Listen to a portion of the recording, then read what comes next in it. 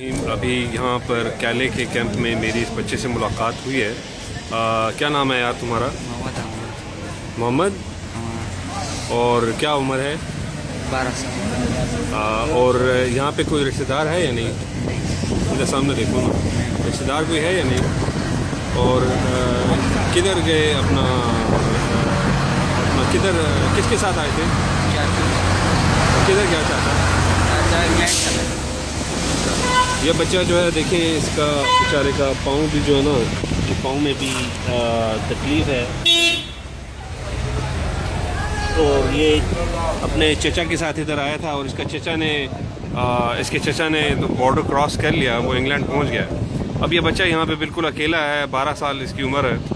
اور یہ کیلے کے کیمپ میں بالکل یعنی مثلاً ظاہر ہے بچے کے لیے, بڑوں کے لیے رہنا بھی یہاں مشکل ہے, بچوں کے لیے تو تھوڑا مشکل ہے.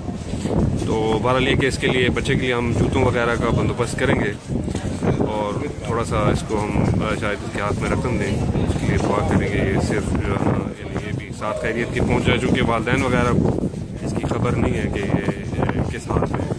تو جو ہے نا یہ بس اس کا مقصد اپڈیٹ دینا تھا.